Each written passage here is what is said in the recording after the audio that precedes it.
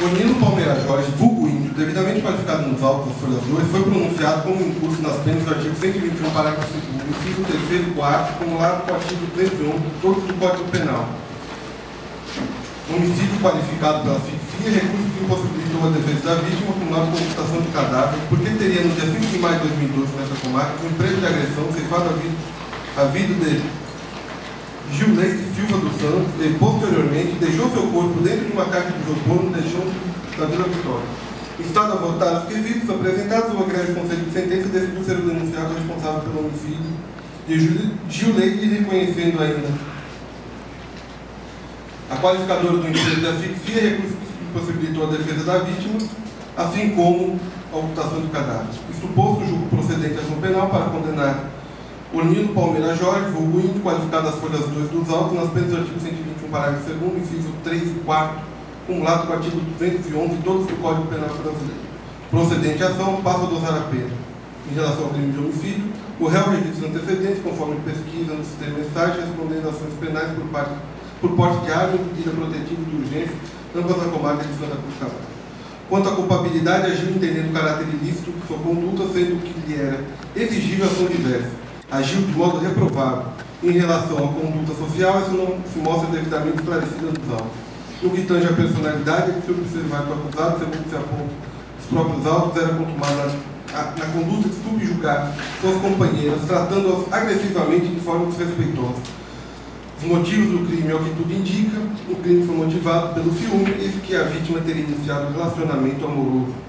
Circunstância, o delito foi praticado perante a filha do casal, portadora de paralisia cerebral, a demonstrar total desprendimento no que tange a princípios morais básicos e ao desenvolvimento de uma criança. Consequência própria do delito, resultado morte. O resultado certamente transcende a pessoa da vítima e jamais será reparado, salientando que a vítima era a mãe de uma criança portadora de paralisia cerebral, que certamente terá seu desenvolvimento prejudicado ante a falta da presença materna. O comportamento da vítima não colaborou para o resultado do crime. Diante da fundamentação ora exposta, fixa a pena base em 17 anos de reclusão. Inaplicável a circunstância atenuante, aplica ao caso em tela a qualificadora do recurso que impossibilitou a defesa da vítima como agravante genérica, teor da jurisprudência dominante. Por tais motivos, majora a pena em 1/6, restando fixado em 19 anos e 10 meses de reclusão. Inexistem causas de aumento de pena, causa de aumento e diminuição de pena, razão pela qual torna a pena definitiva no que toca ao crime de homicídio, no patamar de 19 anos e 10 meses de reclusão. Em relação ao crime de ocultação de cadáver, o réu registra antecedentes, conforme pesquisa no sistema mensagem, as condenações penais por porte de arma, medida protetiva de urgência, ambas na comarca de Santa Cruz Cabral. Quanto à culpabilidade, agiu entendendo o caráter ilícito de sua conduta, sendo que lhe era exigível ação diversa. Agiu de modo reprovável. Em relação à conduta social, não se mostra devidamente esclarecida nos autos. No que tange à personalidade, é de demonstrar que o acusado, após a prática do crime, permaneceu calmo e frio, com claro intuito de se furtar a responsabilidade pelo ato cometido.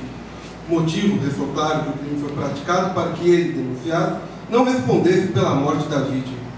Circunstância, o corpo foi colocado dentro de uma caixa de isopor e levado para o local ermo, como forma de não ser encontrado, sendo sua localização possível em razão da confissão do acusado. Consequências, o corpo demorou 2 meses para ser encontrado, sendo que no momento de sua localização encontrava-se somente alçado, o que não permitia um esclarecimento preciso acerca da morte. O comportamento da vítima não colaborou para o resultado do crime.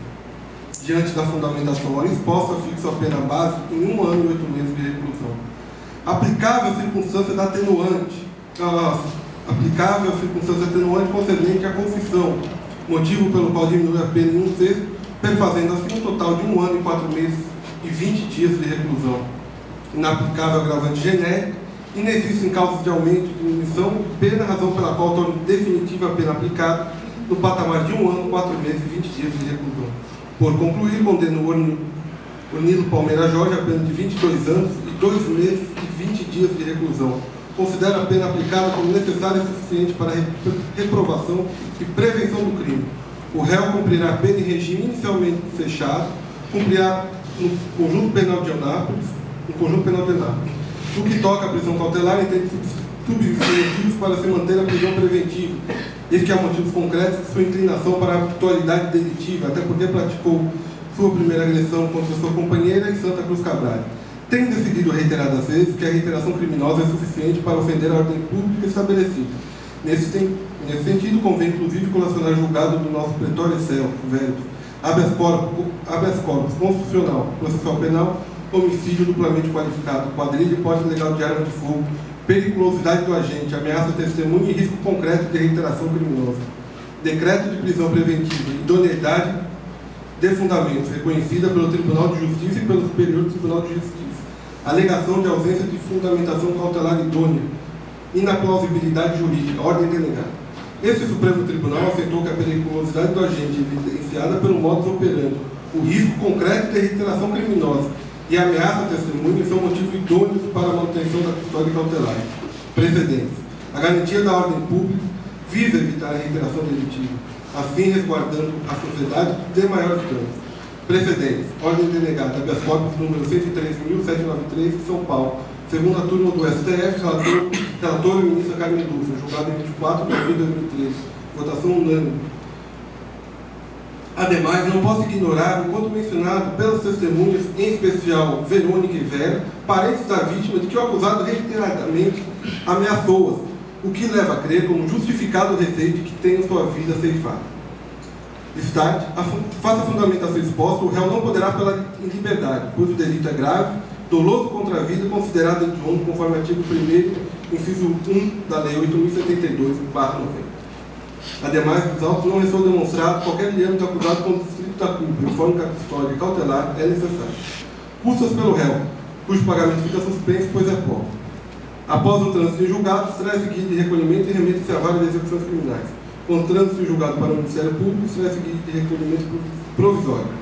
Publicado em plenário do Tribunal de Júri de Porto Seguro, em 18 de março de 2014, ficando intimados todos os presentes, André Marcelo Strogenski, juiz de direito. Pode aceitar.